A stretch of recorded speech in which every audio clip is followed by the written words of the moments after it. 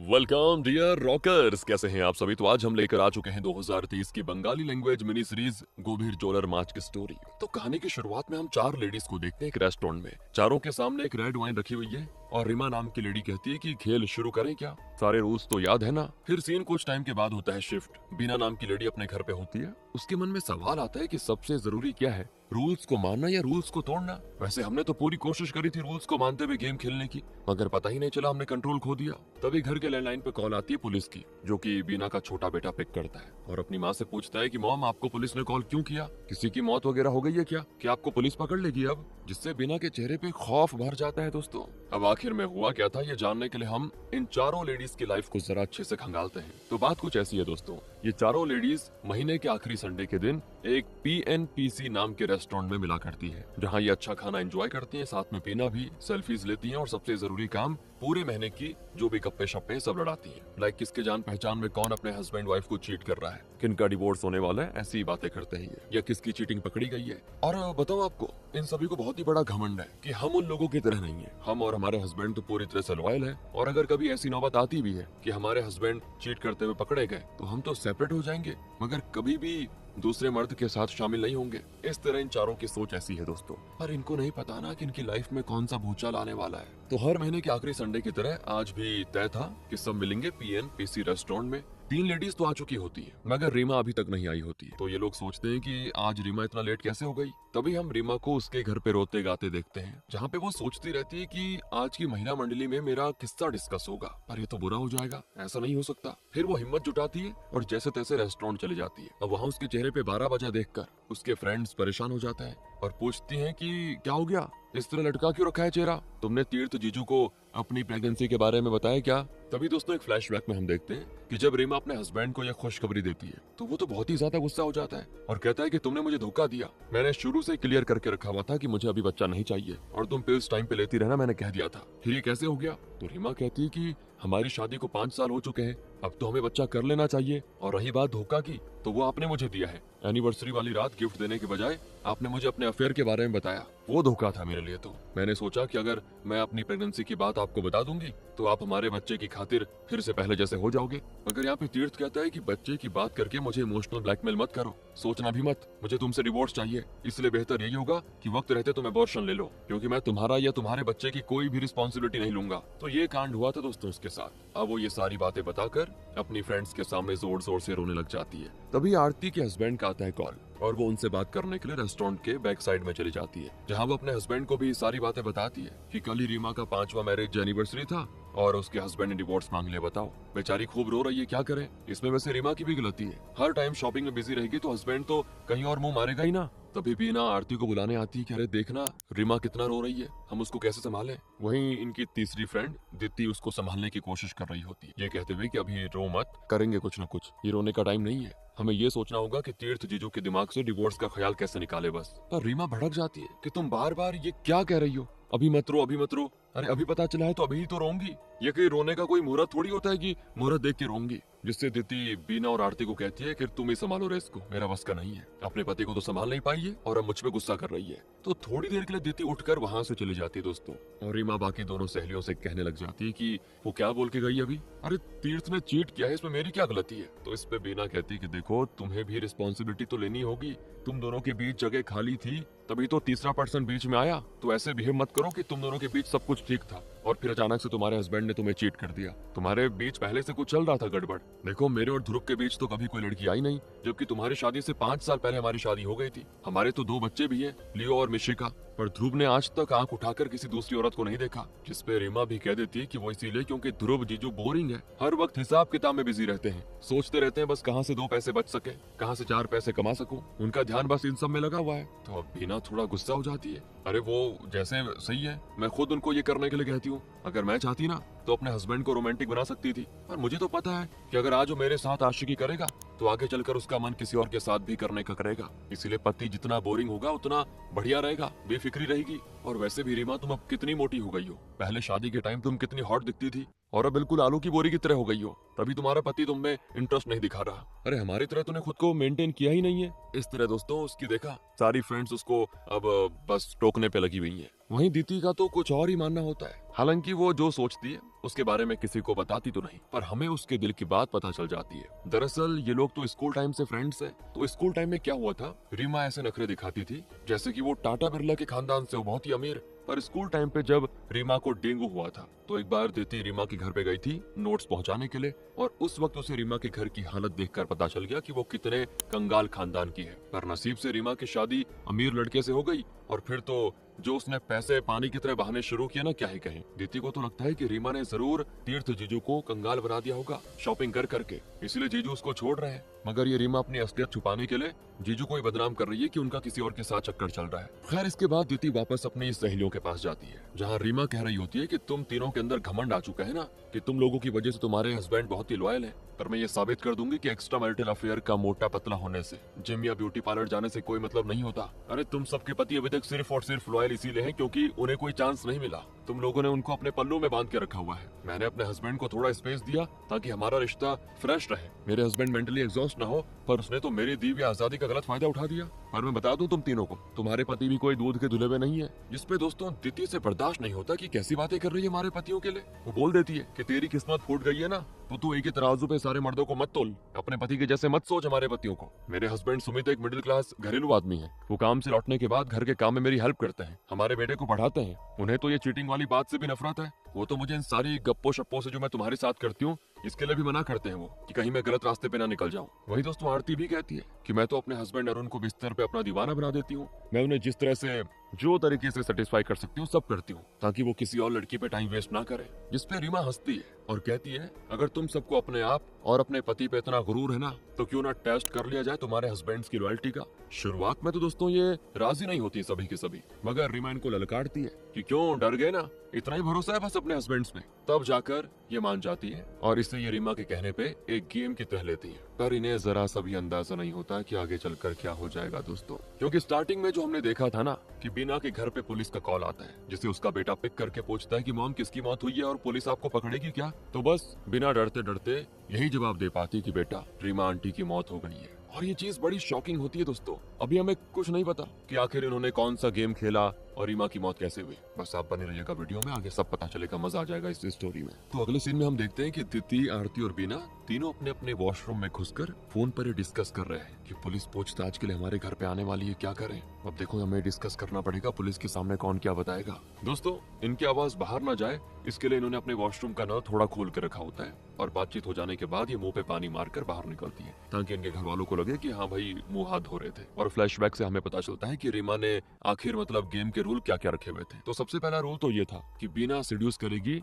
दीति के हस्बैंड को यानी सुमित को, दीति आरती के पति अरुण को, और आरती बीना के पति ध्रुव को सेड्यूस करेगी। रूल नंबर 2 था कि तुम तीनों एक दूसरे के पति को सेड्यूस तो करोगी मगर खुद सीरियस नहीं होगी, क्योंकि हमारा मकसद सिर्फ अपने हस्बैंड की लॉयल्टी चेक करना है, ना कि अपने फ्रेंड्स का बना बसाया घर तोड़ना है। ओके। रूल नंबर 3 जो करना है वो 1 महीने के अंदर ही करना होगा, और अब हर महीने में सिर्फ आखिरी संडे को मीटिंग नहीं होगी बल्कि हर हफ्ते के संडे को मीटिंग होगी। रीमा आगे कहती है गेम की रेफरी मैं हूँ, तो गेम की प्रोग्रेस की रिपोर्ट मैं हर संडे को लूंगी। और हाँ, तुम लोग मुझसे झूठ नहीं बोलोगी। अगर तुम्हारे हस्बैंड की लॉयल्टी टेस्ट में तुम जीत जाते हो तो फिर मैं उनको देवता मान लूंगी और अपनी हार स्वीकार कर लूंगी कि हाँ मेरे में कोई कमी थी जिस वजह से मेरे हस्बैंड ने मुझ पे चीट किया। और बदले में तीनों एक शर्त रखती है कि फिजिकल सिडक्शन अलाउड नहीं होगा। सभी बोलते हैं कि बिना टच करे सेड्यूस करना होगा। इसके बाद दोस्तों सीन प्रेजेंट में आता है, जहाँ सबसे पहले पुलिस ऑफिसर आते हैं बीना के घर और बताते हैं कि रीमा बिल्डिंग के छत से नीचे गिरकर मरी है। क्या आपको किसी पे शक है? लाइक किसी ने उसको छत पे बुलाया होगा फिर मार दिया होगा, किसी पे शक है क्या? तो इस पे बीना रोते हुए कहती है कि भला कोई रीमा को क्यों मारेगा बताइए, और मुझे नहीं लगता कि तीर्थ जीजू ऐसा कर सकते हैं। माना कि वो चीटर है, पर क्या अपनी वाइफ को रास्ते से हटाने के लिए वो खून थोड़ी करेंगे उनका? हाँ वो अलग बात है, उनका एक्स्ट्रा मैरिटल अफेयर चल रहा है, लेकिन मुझे नहीं लगता उन्होंने अपनी वाइफ को जान से मारा होगा। दोस्तों यहाँ पे उसने जानबूझ के ये बात बोल दी कि उसका कहीं और चक्कर चल रहा था, और अब पुलिस का शक तीर्थ पे भी आ जाता है। इसके बाद जब ऑफिसर दीति से जाकर पूछताछ करते हैं कि क्या रीमा का कोई दुश्मन वगैरह था, तो वो कहते हैं कि रीमा की दुश्मन रीमा खुद ही थी। क्लास 9th की बात है, उसे अपने फिजिक्स टीचर पे क्रश था, और जब टीचर ने उसका प्रपोजल रिजेक्ट कर दिया तो रीमा ने अपनी कलाई काट ली थी। और फिर कॉलेज में भी तो जब एक लड़के से उसका ब्रेकअप हुआ तो उसने खुद की जान देने की कोशिश करी थी। बार बार प्यार में धोखा मिलने की वजह से उसने फिर प्यार में लक आजमाना ही छोड़ दिया और अपने घर वालों की पसंद से अरेंज मैरिज कर ली। उसे कभी उम्मीद नहीं थी कि तीर्थ जीजू उसको धोखा दे देंगे। इसके बाद दोस्तों जब ऑफिसर आरती से इंक्वायरी करते हैं तो वो कहती है कि कल ही तो संडे था और हम मिलकर आए थे सभी। वो बेचारी बहुत रो रही थी और हमें बता रही थी कि मेरे हस्बैंड मुझे डिवोर्स देने के लिए प्रेशराइज कर रहे हैं। वो कह रहे हैं कि अगर मैंने डिवोर्स नहीं दिया तो वो उस लड़की को घर लेकर आ जाएंगे जिसके साथ उनका चक्कर चल रहा है। आरती आगे बताती है कि रीमा तो ये भी कह रही थी कि मेरा तो मन कर रहा है अपने पति को जान से मार डालूं या खुद ही मर जाऊं। हमने रीमा को बहुत समझाया मगर फिर भी उसने ये कदम उठा लिया। अब आगे ऑफिसर उससे पूछते हैं कि तीर्थ तो बता रहा था कि पहले तुम लोग महीने में सिर्फ एक संडे को मिला करते थे मगर हाल फिलहाल में हर संडे को मिल रहे थे। तो जिस पे आरती कहती है कि क्या करें सर, मजबूरी ही ऐसी हो गई थी। हमें तो रीमा की आखिरी सहारा थे। वो अपने घर में अपनी सास से अपने दिल की बातें नहीं बता पाती थी क्योंकि उसकी सास उसको ही ब्लेम कर रही थी कि तूने मेरे बेटे को खुश नहीं किया होगा इसलिए वो भटक गया। तो तब ऑफिसर कहते हैं कि पर एक बात बताइए, आप लोगों ने तो रीमा को ब्लेम नहीं किया ना? तो वो कहती कैसी बातें कर रहे हो सर, हम उसकी बचपन की फ्रेंड हैं, हम ऐसा क्यों करेंगी? तो अब ऑफिसर तीनों से ये पूछते हुए दिखाई देते हैं कि आप लोग इतनी अच्छी फ्रेंड थी फिर भी अपनी सहेली को देखने घटना स्थल पे क्यों नहीं पहुंची? क्या बात है बताइए। तो ये तीनों बढ़िया वाला बहाना बनाती है कि सर हमारी हिम्मत नहीं हुई थी उसे इस हालत में देखने की। इसके बाद स्टोरी फिर से पीछे जाती है और हम देख पाते हैं कि गेम स्टार्ट होने के कई दिनों के बाद तक आरती ने इसमें कोई कदम नहीं उठाया था। और एक दिन रीमा आरती को फोन करके बताती है कि कल तुम्हारे हस्बैंड घर लेट आए थे ना। इसका मतलब समझी तुम? दीदी ने अपना खेल शुरू कर दिया है, देखो कहीं तुम पीछे न रह जाओ। इसीलिए दोस्तों आरती भी अपने टारगेट बीना के पति ध्रुव को कॉल करके कहती है, क्या आप आज रात एक रेस्टोरेंट में मुझसे मिलने आ सकते हो? वो क्या है ना, मुझे कुछ हेल्प चाहिए थी पर ये बात आप प्लीज बीना को मत बताना। और ध्रुव जब आरती से पूछने की कोशिश करता है कि आखिर क्या बात है तो वो कहती है कि मैं मिलकर ही बता पाऊंगी। और फिर तो दोस्तों रीमा बीना और दीदी को भी यही कॉल पे कह देती है कि गेम शुरू हो चुका है, इसलिए तुम्हारे हस्बैंड कल रात को घर लेट आए थे, अब तुम भी अपना गेम चालू कर दो। यानी समझ रहे हो दोस्तों, इस वक्त रीमा ने अपनी तीनों फ्रेंड से झूठ कहकर गेम शुरू करवा दिया, जबकि उनके पति जो घर में लेट आए थे ना उसकी असल वजह तो खुद रीमा ही थी। उसने दरअसल तीनों के हस्बैंड को कॉल करके रात में एक रेस्टोरेंट में बुलाया था ताकि वो उन तीनों से हेल्प मांग सके तीर्थ को समझाने में कि वो बाहरी लड़की को छोड़ दे और अपनी पत्नी पे ध्यान दे। और रीमा ने उन तीनों हस्बैंड को ये भी कह दिया था कि अपनी पत्नियों को ये बातें मत बताना क्योंकि वो लेडीज हैं तो इसमें मसाला बनाकर और लोगों को बताएंगे और फिर मेरी बदनामी होगी। समझ गए दोस्तों आप? इसके बाद सीन प्रेजेंट में शिफ्ट हो जाता है और हम ऑफिसर को तीर्थ से बातें करते हुए देखते हैं। उससे पूछा जाता है कि तुम्हारे एक्स्ट्रा मैरिटल अफेयर की वजह से ही तुमने अपनी वाइफ को मारा है ना? तीर्थ कहते हैं सर ये आप क्या कह रहे हैं, मेरी तो लगभग एक महीने पहले अपनी गर्लफ्रेंड से ब्रेकअप हो चुका है। दरअसल रीमा ने अपने फ्रेंड्स के हस्बैंड से हेल्प मांगी थी तो उन लोगों ने मुझे समझाया बुझाया तो मैं समझ गया था। फिर जब मैंने खुद ही ब्रेकअप कर लिया था और अपनी वाइफ को भी इस बारे में बताकर अपना रिश्ता उसके साथ ठीक कर लिया था तो मुझे भला उसको मारने की क्या जरूरत पड़ गई?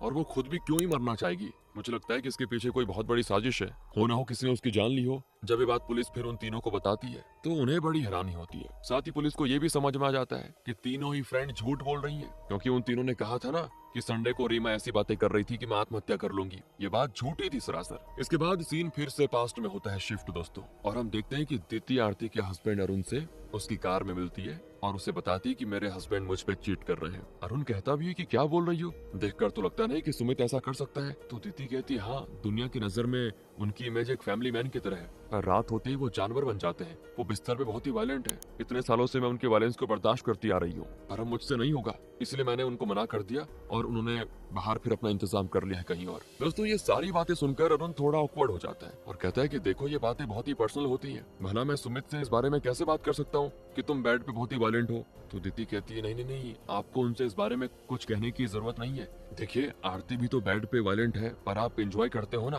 तो मुझे भी बस अपने हस्बैंड की दरिंदगी एंजॉय करना सिखा दीजिए। और उनकी तो हालत खराब हो जाती है और वो कहता है कि तुम्हें ये सब आरती ने बताया? तो वो कहती है हाँ, और कौन बता सकता है, वही कहा करती थी कि वो आपको बेड पे डोमिनेट करती है, काबू करके रखती है। ये सुनकर अरुण बहुत ही उदास हो जाता है और कहता है कि देखो मैं तुम्हारी कोई मदद नहीं कर सकता क्योंकि मैं खुद इस चीज से परेशान हूँ। मैं तो सिर्फ ये सब इसीलिए बर्दाश्त करता हूँ क्योंकि मैं अपनी वाइफ से प्यार करता हूँ। अगर मैं मना करूंगा तो वो समझेगी मेरा प्यार खत्म हो गया है। और तभी दीदी अरुण के हाथों पे अपना हाथ रखकर कहती है चलिए मुझे कोई हेल्प तो नहीं मिली पर अपना दुख साझा करने के लिए एक दोस्त तो मिल गया। दूसरी ओर आरती बीना के हस्बैंड ध्रुव से मिलने एक न्यू अपार्टमेंट में जाती है जिसके बारे में ध्रुव ने अभी तक बीना को नहीं बताया था। एक्चुअली वो बीना को बर्थडे गिफ्ट में ये अपार्टमेंट गिफ्ट करना चाहता था मगर आरती को कुछ पर्सनल बात ध्रुव से डिस्कस करनी थी इसलिए वो उसको यहाँ पे लेकर आ गया। तो अब रोते हुए ये देखिए आरती की एक्टिंग, वो रोते हुए अरुण से कहती है आपको तो फाइनेंस की अच्छी नॉलेज है ना जीजू, पता है मैं अपने माँ बाप की इकलौती इकलौती बेटी थी, इसलिए उनकी मौत के बाद वो घर मेरे नाम पे हो गया था। मगर लास्ट ईयर मेरे हस्बैंड ने वो घर बेच दिया है। मुझे तो इन्वेस्टमेंट के बारे में ज्यादा कुछ पता ही नहीं है, इसलिए मेरे हस्बैंड ही सारा कुछ मैनेज करते थे। पर कुछ दिनों पहले क्या हुआ, जब मैं बैंक गई तो मेरे अकाउंट में एक भी पैसा नहीं था। पता नहीं मेरे हस्बैंड ने सारे पैसे बिन बताए कहाँ खर्च कर दिए। मुझे लगता है उनका पक्का कहीं अफेयर चल रहा है। आपकी वाइफ बीना तो कहती है कि वो आपको पैसे कमाने के पीछे ऐसे फंसा के रखती है कि आप दूसरी लड़कियों पे ध्यान भी नहीं दे पाते। पर मैं तो अपने पति को बिना की तरह कंट्रोल नहीं कर पाई। ये कहकर दोस्तों मतलब इस तरह की एक्टिंग करके वो परेशान होते हुए उठ जाती है। और ध्रुव ने जो जूस पीने को दिया था ना, उसे वो अपने कपड़े में गिराकर ग्लास छूटने का नाटक करती है। ग्लास टूटकर बिखर जाता है तो ध्रुव उसे कांच के टुकड़ों से बचाने के लिए हाथ पकड़ के साइड करता है। और इधर बीना सुमित से मिलने गई होती है दोस्तों, और वो भी उसको झूठी कहानी सुनाती है रोते रोते कि मेरा पति मुझ पे हाथ उठाता है पता है। तो सुमित पूछता है तुम ये बातें अपने फ्रेंड से भी तो डिस्कस कर सकती थी, जिसपे बीना कहती नहीं नहीं, वो लोग तो मेरे हस्बैंड को हीरो मानती है क्योंकि मेरे हस्बैंड पैसे वाले हैं, उन पे पैसे उड़ाते हैं, वो लोग तो ध्रुव के बारे में कुछ भी गलत नहीं सुन सकती। तो सुमित पूछता है क्या दीदी भी तुम्हारे हस्बैंड को हीरो मानती है? तो वो कहती है हाँ जीजू, आपको पता है दीदी को तो पैसों से बहुत ही प्यार है। वो अक्सर हमें बताती रहती है, मतलब आपके बारे में बताती रहती है कि तुम्हारे जीजू तो मिडिल क्लास आदमी है, हमारे घर में पैसों की तंगी चलती रहती है। और ये भी कहती है कि आपको तो लाउड मेकअप पसंद नहीं है ना जीजू?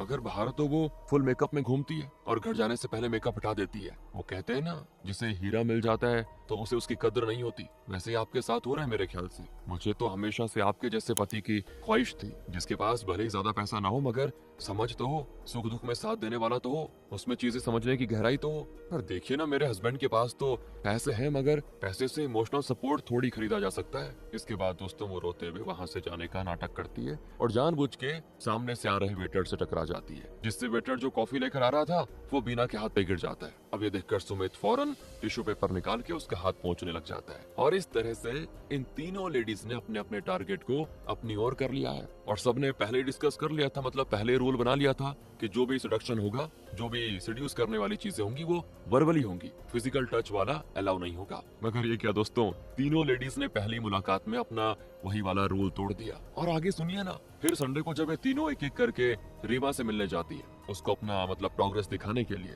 तो इन्होंने आधा ही सच बताया होता है। हालांकि रीमा तो समझ जाती है कि इन्होंने जानबूझकर ये रूल तोड़ा है और इन तीनों लेडीज के आपस में बातें बिल्कुल बंद होती है और रीमा भी इनको एक दूसरे की बात पूछने पे कुछ नहीं बता रही थी। साथ ही दोस्तों एक ही हफ्ते में तीनों लेडीज को अपने अपने पति के बर्ताव में थोड़ा फर्क दिखने लग गया था। तीनों पति सर दर्द का बहाना बनाकर रात में अपनी वाइफ के साथ क्वालिटी टाइम स्पेंड करना इग्नोर कर देते हैं। इसके बाद सीन प्रेजेंट में होता है शिफ्ट। रीमा की मौत के बाद ये तीनों लेडीज पहली बार उस रेस्टोरेंट में जाती है जहाँ पे ये हर संडे को मिला करती थी। अक्सर सेम वेटर ही इन्हें खाना और ड्रिंक सर्व करता था। वो आज रीमा को ना देखकर उनके बारे में पूछता है, रीमा के बारे में। तो ये तीनों बताते कि रीमा अब कभी भी इस रेस्टोरेंट में नहीं आ पाएगी क्योंकि वो इस दुनिया में नहीं रही। वेटर बड़ा परेशान हो जाता है और रेस्टोरेंट के बैक साइड में जाकर बड़ा रोता है दोस्तों। अब ये देखकर इन तीनों सहेलियों का सर घूम जाता है कि वेटर को इतना दुख क्यों हो रहा है, वेटर का उसके साथ क्या रिश्ता है। तो आगे ये लोग उस वेटर से जिसका नाम सुरेश है उससे इतनी इमोशनल होने के पीछे की वजह पूछते हैं ये लोग। तो सुरेश बताता है कि रीमा मैडम बहुत ही अच्छी थी। और फिर दोस्तों एक फ्लैशबैक में हम देख पाते हैं कि जिस दिन रीमा ने अपनी फ्रेंड्स को अपनी कंडीशन बताई थी ना और गेम खेलने को कहा था,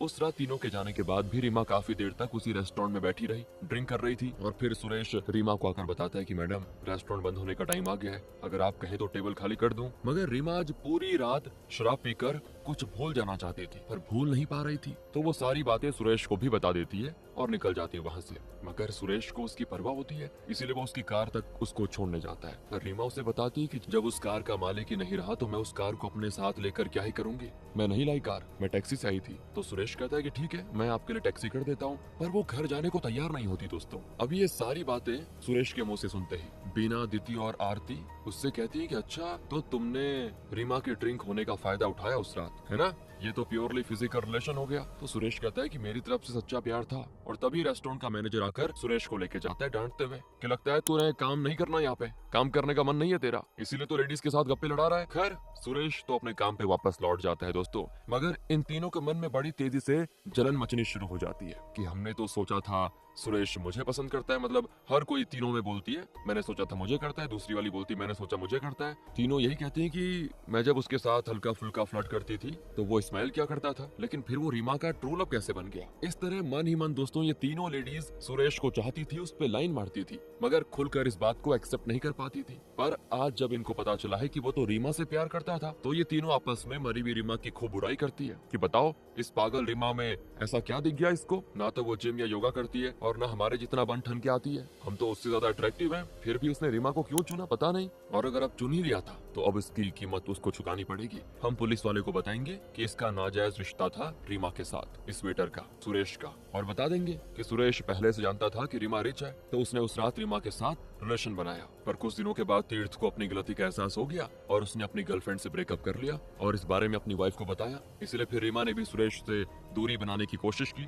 जो सुरेश को बर्दाश्त नहीं हुई और उसने रीमा को बिल्डिंग की छत पे बुलाकर उसे धक्का देकर मार डाला। ये बता देंगे पुलिस वालों को। इस तरह ये तीनों अपना प्लान बनाती हैं दोस्तों, और तभी ऑफिसर आरती को फोन करके कहते हैं कि आप तीनों से अलग अलग तो पूछताछ हो गई, अब साथ में बैठाकर पूछताछ करना चाहते हैं हम लोग। तो आरती उन्हें सुरेश के इन्वॉल्वमेंट के बारे में बताती है। वो कहती है कि आपने पूछा था ना कि हमें किसी पे शक है क्या, तो हमें शक है, मगर ऑफिसर कहते हैं कि मिलकर बात करते हैं। अब इधर दोस्तों इन्होंने कप का कॉफी ऑर्डर किया हुआ था, मगर सुरेश अभी तक इनको सर्व नहीं किया है, इसलिए ये तीनों मैनेजर को बुलाकर कंप्लेंट करती है कि ये कैसी सर्विस है आपकी, कितना टाइम हो गया ऑर्डर दिए हुए, हम आपके रेगुलर कस्टमर्स हैं और आपका वेटर हमें इग्नोर कर रहा है। तब मैनेजर सुरेश की ओर से माफी मांगता है और तब तक में सुरेश कॉफी लेकर भी आ जाता है, मगर वो 3 की जगह 4 कॉफी लाया होता है, जिसपे वो लोग सुरेश को टॉन्ट करती है कि तुम्हें तुम्हारी ट्रू लव का भूत दिखाई दे रहा है क्या, जो तुम 4 कॉफी लेकर आगे हो। तो सुरेश जवाब देता है कि रीमा मैडम ने मुझसे कहा था कि मेरे जाने के बाद उन तीनों को मुझे भूलने मत देना। अब जब रीमा मैडम ने ये बात कही थी उस वक्त तो मुझे ये बात समझ नहीं आई, पर अब आ चुकी है। उन्हें पता था कि अगर आप लोग गेम में हार गई तो बौखला कर उन्हें नुकसान पहुंचा सकती है। ये सुनकर ये तीनों डर जाती हैं दोस्तों और पूछती है तुम किस गेम की बातें कर रहे हो। तो स्टोरी जाती है फिर से फ्लैशबैक में और हम देख पाते हैं कि सुरेश ने टैक्सी कर ली थी और वो उसे उसके घर छोड़ने भी जा रहा था, मगर रीमा अपना एड्रेस नहीं बता रही थी। वो एक बोतल शराब रेस्टोरेंट से लेकर निकली थी, उसे ही पीते हुए बके जा रही थी कि जिस आदमी को मेरी और मेरे होने वाले बच्चे की परवाह नहीं है, मैं उसके पास वापस क्यों जाऊं। तो जैसे ही सुरेश को पता चलता है कि रीमा प्रेग्नेंट है, तो वो टैक्सी रुकवाकर रीमा को वोमिटिंग करवाता है और बहुत सुनाता है कि प्रेगनेंसी में ड्रिंक नहीं करनी चाहिए, आपको समझ नहीं है क्या इतनी भी। तो रीमा इमोशनल होते हुए कहती है कि मैं अब इस बच्चे को दुनिया में लाना ही नहीं चाहती और तुम मेरी इतनी परवाह कर रहे हो क्यों, मुझे बस यही सड़क पे छोड़ दो। तो वो कहता है कि सड़क पे कैसे छोड़ दूं, आप अपनी किसी फ्रेंड का एड्रेस बता दीजिए, मैं आपको वहाँ पहुँचा देता हूँ। पर वो नहीं बताती दोस्तों। तो मजबूरी में सुरेश को उसे अपने किराए के मकान पे ले जाना पड़ जाता है, जहाँ रीमा गेम के बारे में बात कर रही होती है। हालांकि सुरेश सही से कुछ समझा नहीं होता, मगर उसको इतना तो समझ आ जाता है कि ये लोग जरूर कोई ऐसा गेम खेल रहे हैं जिससे इनकी जिंदगी उलट पुलट हो जाएगी। और अब प्रेजेंट में सुरेश दावा करता है कि मुझे गेम के बारे में सब कुछ पता है, अगर तुम लोगों ने मेरे खिलाफ पुलिस को बयान दिया तो फिर सोच लेना अपना क्या होगा तुम्हारा। जिससे ये डरकर वहाँ से चली जाती है और सोच में पड़ जाती है कि अब हम इंस्पेक्टर को क्या बोलेंगे, क्योंकि हमने तो ऑलरेडी बता दिया है कि हमें किसी पे शक है, तो अब जब वो हमसे पूछेंगे तो क्या बताएंगे। इसके बाद सिर्फ बीना व्हाइट फ्लावर लेकर जाती है रीमा के घर उसे श्रद्धांजलि देने, मगर दरवाजा तीर्थ खोलता है, जो उसे देखते फ्लर्ट करना शुरू कर देता है कि कितने दिन हो गए तुम्हें टच किए हुए, आई रियली मिस यू। इस पे बीना कहती चुप करो ना, दीवारों के भी कान होते प्लीज। इसके बाद बीना घर के अंदर जाती है और मन ही मन रीमा की फोटो से माफी मांगती कि सॉरी, मैं तुम्हें अपने और तीर्थ के अफेयर के बारे में बता नहीं पाई, दरअसल मैं तुम्हें हर्ट नहीं करना चाहती थी। इसके बाद बीना को रीमा की तेज हंसी की आवाज आती है दोस्तों, जिससे डरकर उसकी हालत खराब। और एक फ्लैशबैक से हमें पता चलता है कि दरअसल तीर्थ ने जो अपनी गर्लफ्रेंड ब्रिंडा के बारे में बताया था ना, वो बस एक कवर अप स्टोरी थी। दरअसल ब्रिंडा तीर्थ की कॉलीग थी और वो उसे पसंद भी करती थी, पर तीर्थ ने उससे सिर्फ थोड़े टाइम के लिए डेट किया था। उसका दोस्तों असल अफेयर तो बीना के साथ था। हाँ, सब कुछ बढ़िया चल रहा था इनके बीच, पर एक दिन तीर्थ ने डिवोर्स वाली बात रख दी रीमा के सामने, और जब इसके बारे में बीना को पता चला तो वो टाइम निकालकर तीर्थ से उसके घर मिलने गई। उस वक्त रीमा घर पे नहीं थी और न ही तीर्थ की माँ। बीना भड़काती है तो रीमा उससे पूछती कि ये डिवोर्स वाली बात क्यों। तो तीर्थ कहता है कि मुझे उस मोटी रीमा भैंस के साथ बिल्कुल भी अच्छा नहीं लगता, मैं बस उससे छुटकारा पाना चाहता हूँ। तो बीना कहती कि अच्छा, इतनी ही नफरत है तो फिर वो प्रेग्नेंट कैसे हुई। तो तीर्थ कहता है कि वो तो मैंने तुमसे बदला लेने के लिए किया था, तुम हर रात अपने पति के साथ सोती हो इसीलिए बस। और बीना यहाँ पे गुस्से में कहती है और तुम्हें क्या लगता है, तुम उसको डिवोर्स तो दोगे तो मैं भी अपने पति को छोड़ दूंगी क्या। तो ऐसा नहीं है, मेरे 2 बच्चे हैं और मेरा पति बहुत ही अच्छा है, मैं उसको नहीं छोड़ने वाली। हाँ, अगर तुमने डिवोर्स वाला बखेड़ा सॉल्व नहीं किया तो मैं तुम्हें जरूर छोड़ दूंगी। जिसके बाद दोस्तों तीर्थ ने अपनी वाइफ से माफी मांगी, यानी रीमा से, और सब कुछ ठीक करने की बात की। यानी तीर्थ ने अपनी फ्रेंड्स के हस्बैंड के समझाने पे अपनी वाइफ के साथ रिश्ता सही नहीं किया, बल्कि बीना के समझाने पे और धमकाने पे किया था। ये है सीन तो। और इसके बाद तो बीना, आरती और दीदी ने गेम को एक स्टेप आगे बढ़ाया। इन्होंने एक दूसरे के हस्बैंड से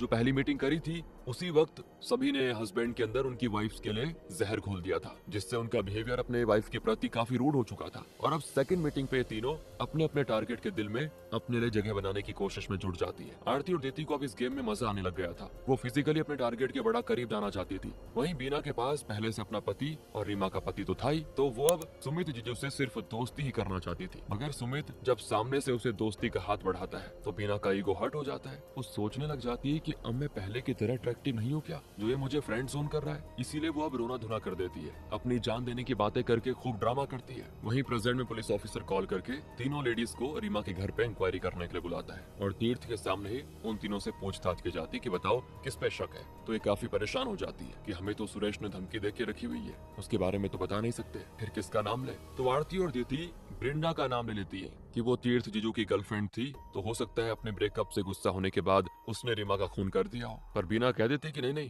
हमारे पास कोई पुख्ता सबूत नहीं है, तो हम उसे कैसे ब्लेम कर सकते हैं। तब तीर्थ कहने लग जाता है कि फिर बिना सबूत के तुमने मुझ पे कैसे इल्जाम लगा दिया। तो बीना की मन की आवाज से दोस्तों यहाँ पे हमें पता चलता है कि उसने जानबूझकर तीर्थ पे इल्जाम लगाया था, ताकि आगे चलकर कोई बीना और तीर्थ के अफेयर के बारे में सोच भी ना पाए। साथ ही तीर्थ ब्रिंडा से अपनी ब्रेकअप वाली बात बताकर पुलिस की नजर में इनोसेंट साबित हो जाए। तो ऐसा तो हो ही गया था दोस्तों। पुलिस को तो लग ही रहा था कि उसने अपने वाइफ के साथ फिर रहने का डिसाइड कर लिया था, तो क्यों मारेगा अपनी वाइफ को, यानी कि बीना का प्लान काम कर रहा था। खैर अब पुलिस ऑफिसर कहते हैं अगर आपके पास कुछ कहने के लिए नहीं है तो मैं उसे बुलाना चाहूंगा जिसके पास बहुत कुछ है कहने को। और वो कॉल करके सुरेश को बुलाता है दोस्तों, जिससे तीनों लेडीज के चेहरों का जो रंग था एकदम से गायब। पर सुरेश के आते यहाँ तीनों ठान लेती है कि पुलिस के सामने हमें सुरेश को बोलने का मौका ही नहीं देना है, हमें उसे किसी भी हाल में गलत साबित करके रहना है। तो इसीलिए ये तीनों बारी बारी से कहने लग जाती है कि ये तो बहुत ही घटिया लड़का है, हम जब भी उसके रेस्टोरेंट में जाते थे हमें बड़ी गंदी अश्लील चीजें दिखाता था, इशारे कर करके हमसे फ्लर्ट करने की कोशिश करता था। हमारी इंसानियत तो देखिए,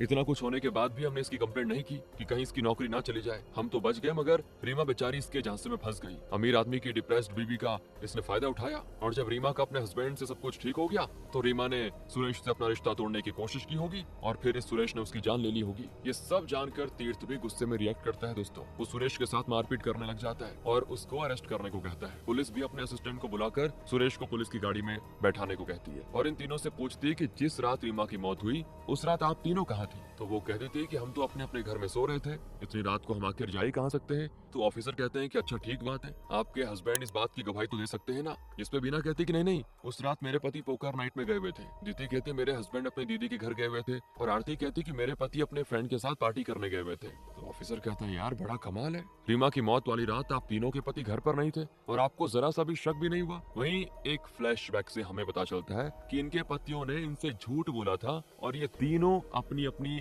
सेटिंग के घर के बाहर 12 बजे उनसे मिलने गए हुए थे। पर उस रात एग्जैक्टली क्या हुआ था दोस्तों हमें अभी तक नहीं पता। तो ऑफिसर प्रेजेंट में सुरेश को लेकर पुलिस स्टेशन जा रहा होता है, उससे पूछताछ करते हुए जा रहा होता है कि तुमने अपने अफेयर के बारे में मुझे बताया क्यों नहीं अभी तक। तो सुरेश कहता है कि मुझे तो मेरी बात बोलने का मौका ही नहीं दिया गया, मैं तो गे हूँ, मुझे लड़के पसंद है। रीमा के साथ तो मेरी प्योर फ्रेंडशिप वाली बॉन्ड थी, फ्रेंडशिप के नाते मैं उससे सच्चा प्यार करता था, हमारे बीच तो कोई भी नाजायज रिश्ता नहीं था। अब इधर जब ये तीनों लेडीज अपने अपने घर पहुंचती है तो देखती है कि उनके हस्बैंड बड़ी टेंशन में है। वो अपनी वाइफ से बोल रहे होते हैं कि इंस्पेक्टर का फोन आया था, उन्होंने आज रीमा के घर पे तुम तीनों से पूछताछ की और तुमने ये बता दिया कि जिस रात रीमा की मौत हुई मैं घर पे नहीं था। तीनों के पति ऐसा ही बोलते हैं दोस्तों, जिसपे तीनों की वाइफ अपने हस्बैंड से कहती है कि अरे तुम इतना घबरा क्यों रहे हो, इंस्पेक्टर ने मुझसे पूछा कि उस रात तुम अपने घर पे थी, इस बात की गवाही क्या तुम्हारे हस्बैंड दे सकते हैं। तो मुझे बताना पड़ा ना कि तुम घर पे नहीं थे, बस इसीलिए। जिसपे हस्बैंड बताते हैं कि अब इंस्पेक्टर अगले दिन हमसे पूछताछ करने आएंगे। चलो हम घर पे नहीं थे, पर क्या तुम घर पे थी। बस दोस्तों तीनों हस्बैंड्स अपनी अपनी वाइफ का बैक चेक करते हैं और उनमें उन्हें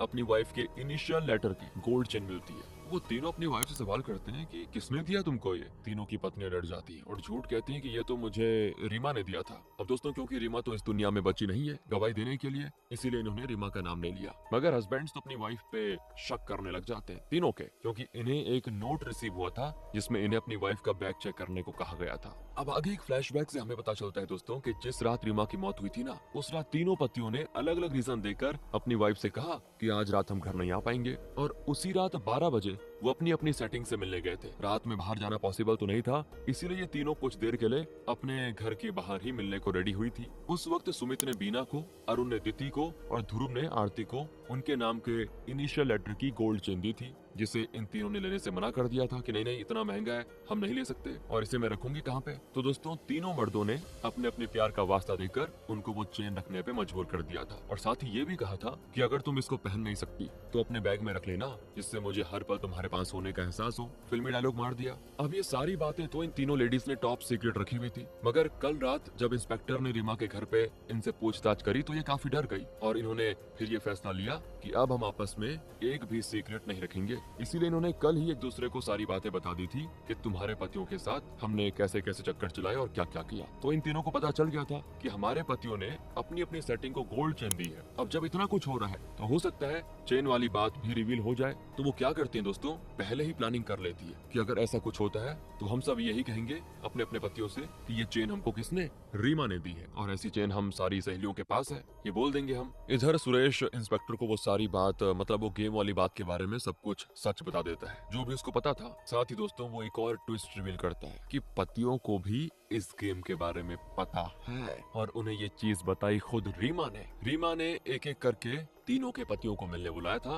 और थैंक यू कहा था कि आप लोगों के समझाने की वजह से मेरे हस्बैंड वापस सही ट्रैक पे आ गए हैं। पर क्या आपकी वाइफ सही ट्रैक पे है? जिससे पति हो जाते हैं शॉक्ड कि मेरी बीवी ऐसा नहीं कर सकती। और तब रीमा उनको एक एक करके सारी सच्चाई बता देती है कि आपकी बीवी का तो इसके साथ अफेयर चल रहा है, आपका भी तो अफेयर चल रहा है ना। पर पतियों को ये लगता है दोस्तों कि भले ही मैं किसी और की बीवी के साथ इन्वॉल्व हो रहा हूँ पर मेरी वाइफ ऐसा थोड़ी कर सकती है, उसे नहीं करना चाहिए। तब रीमा उन्हें कहती है कि ठीक है, फिर ये लोग गोल्ड चेन और अपनी अपनी लवर्स को आधी रात में बुलाकर दे दो। अगर आधी रात में वो तुमसे मिलने को रेडी हो जाती है तो समझ जाना उनके दिल में तुम्हारे लिए कुछ है। और साथ ही तुम अपनी बीवी के बैग में चेक करना कि तुम्हें सिमिलर चेन मिलती है कि नहीं। अगर मिलती है तो फिर समझ जाना कि तुम्हारी वाइफ कितनी ज्यादा लॉयल है। दोस्तों ये कहकर रीमा तो हंसने लग जाती है। और वहीं उसी रात रीमा की मौत हो जाने की वजह से पतियों का ध्यान बैग चेक करने से बिल्कुल हट जाता है। मगर आज जब बात उन तक पहुंच गई, इंस्पेक्टर उनसे इंक्वायरी करने आ रहे हैं, तो उनको वो बैग खोलने वाली और चेन की बात याद आती है। वहीं लेडीज भले ही बाहर अपने अफेयर कर रही हो पर वो अपनी बसी बसाई दुनिया को किसी भी कीमत पे खोना नहीं चाहती थी। वो अपने हस्बैंड से मतलब अलग नहीं होना चाहती थी। बड़ा कॉन्ट्राडिक्टरी खेल हो रहा है। अब ये सारी बातें जानकर इंस्पेक्टर कहता है कि अरे बाप रे, मैं तो रीमा को विक्टिम समझ रहा था पर ये तो बड़ी खतरनाक निकली। पहले इसने अपनी फ्रेंड्स को ये गेम खेलने के लिए उकसाया और फिर उनके पतियों को इसके बारे में बता दिया। इस पर सुरेश कहता है कि इंस्पेक्टर साहब, उनकी फ्रेंड्स ने उनके साथ जो किया उसके बारे में जब आपको पता चलेगा तो आप खुद हैरान हो जाएंगे। तो सुनिए, मैंने रीमा मैडम को अपने रूम की डुप्लीकेट चाबी दे रखी थी ताकि जब उनका मन करे वो आ जा सके बिना किसी संकोच के। रीना मैडम एक दिन बड़ी खुशी खुशी मुझे वो चाबी लौटाने के लिए आई और कहा कि मेरे और मेरे हस्बैंड के बीच सब कुछ ठीक हो गया है। मेरे हस्बैंड अब चाहते हैं कि मैं इस बच्चे को दुनिया में लेके आऊं। उन्होंने ये भी कहा कि मैं अपना माइंड फ्रेश करने के लिए कुछ दिनों के लिए मायके जाने वाली हूँ। मगर अभी मैं तुम्हारी चाबी लौटाने आई रही थी तो मुझे रियलाइज हुआ कि मुझे अपने हस्बैंड के साथ खुशी के पल और बिताने चाहिए। तो सुरेश कहता है हाँ, तो आपको फौरन अपने घर जाना चाहिए। और हाँ, माना कि सब ठीक हो गया फिर भी आपके दोस्त का ये घर आपके लिए हमेशा खुला रहेगा, जब मर्जी आ जाना। तो दोस्तों रीमा खुशी खुशी जाती है अपने घर। वहाँ जो वो अपने बेडरूम से आवाजें सुनती है उसके पैरों तले जमीन खिसक जाती है। बीना तीर्थ के साथ इंटीमेट हो रही थी और दोनों आपस में बातें भी कर रहे थे। बीना कह रही थी कि अगर रीमा वापस आ गई तो क्या होगा, जिस पे तीर्थ कहता है अरे उस आलू की बोरी का नाम मत लो, मूड खराब हो जाएगा, अभी मजे करो। अगर आ भी गई तो क्या ही हो जाएगा, उसे तो पहले ही पता है कि मैं लॉयल नहीं हूँ उसके लिए। मगर हाँ, जब उसे पता चलेगा कि उसकी बेस्ट फ्रेंड भी उसे चीट कर रही है तो उससे तुम निपट पाओगी क्या। सारी सच्चाई जानने के बाद भी रीमा उन्हें कन्फर्म नहीं करती और रोते रोते वापस सुरेश के पास आ जाती है। वहीं प्रेजेंट में दोस्तों जब तीनों पति अपनी बीवी पे प्रेशर बनाते हैं कि सच सच बताओ तुम्हें वो चेन दिया किसने था, तो प्लान के मुताबिक पत्नियां सारा पासा ही पलट देती है और कहने लग जाती है कि तुम्हें लगता होगा कि तुमने हमें पकड़ा है पर सच्चाई तो यह है कि हमने तुम हस्बैंड्स को एक्सपोज कर दिया। हम तीनों ने प्लान किया था अपने अपने हस्बैंड्स का लॉयल्टी टेस्ट करने के लिए। दीदी तो अपने हस्बैंड से कहती है तुम्हें तो एक्स्ट्रा मैरिटल अफेयर के नाम से भी बहुत चिढ़ थी, पर जैसे ही बीना ने तुम्हें अपनी मजबूरी बताई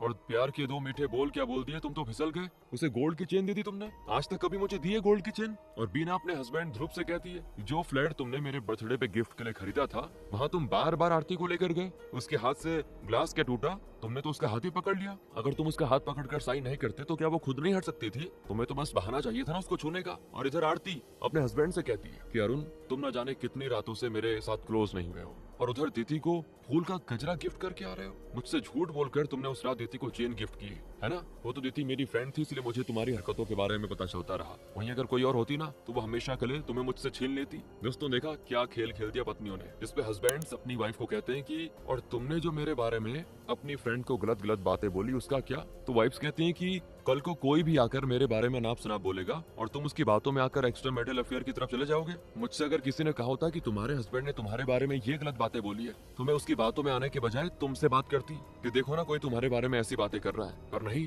तुम्हें तो बस बहाना चाहिए दूसरी औरतों के नजदीक जाने का। तुम भी तो डायरेक्ट मुझसे बात कर सकते थे। अब तीनों ही वाइफ काफी रोना धोना शुरू कर देती है। ताना मारने के बाद अपने अपने सामान को पैक करती है और घर छोड़कर जाने का फैसला करती है। और तब उनके हस्बैंड्स उनको रोकते हैं कि माफ कर दो, मुझसे बहुत बड़ी गलती हो गई, आज तक सही गलत का पता नहीं लग पाया। तुम चली जाओगे तो कल मैं इंस्पेक्टर को कैसे फेस करूंगा। दरअसल एक बात बताऊं, सच्चाई तो यह है कि कत्ल वाली रात जब रीमा ने हमें अपनी लवर को चेन गिफ्ट करने को कहा तो हम गिफ्ट करने के बाद वापस रीमा के घर पे गए थे। उस रात तीर्थ तो पहले से घर पे नहीं था, इसलिए रीमा ने हमें घर पर बुलाया था कि अगर तुम तीनों की वाइफ्स ने अपने लवर से आधी रात में गिफ्ट एक्सेप्ट कर लिया तो फिर तुम तीनों हस्बैंड्स को वही करना होगा जो मैं कहूंगी। पर हैरानी वाली बात ये थी कि जब हम अपनी हार स्वीकार करने के बाद रीमा के घर गए तो दरवाजा खुला हुआ था मगर रीमा घर पे नहीं थी। हमें लगा वो जरूर सो गई होगी, इसलिए उतनी रात हमने उसको डिस्टर्ब नहीं किया और हम आ गए घर से। पर यकीन मानो हमने रीमा को नहीं मारा। हर कोई यही बोलता है दोस्तों अपनी पत्नियों को। तो ये वाइफ्स ऐसा प्रिटेंड करती हैं कि हम आज रुककर तुम पे एहसान कर रहे हैं, हम तुम्हें बचाने को तैयार हैं और आज के बाद तुम कभी किसी गलत काम में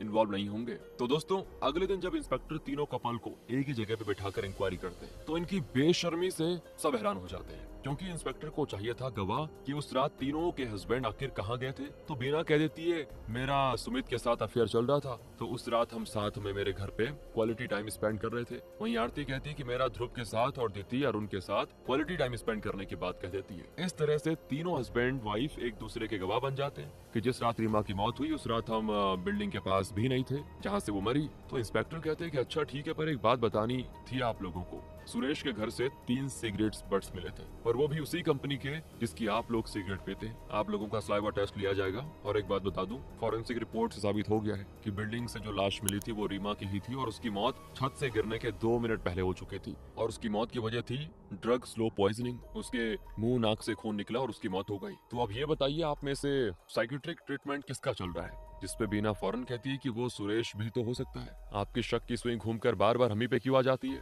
तो इंस्पेक्टर कहता है कि अच्छा ठीक है, फिर एक काम करते हैं ना, सुरेश को भी बुला लेते हैं, सारा दूध का दूध और पानी का पानी हो जाएगा। फिर तो दोस्तों इंस्पेक्टर लगातार सुरेश को कॉल करता है पर वो कॉल नहीं उठाता। शायद वो इस दुनिया में जिंदा ही नहीं बचा।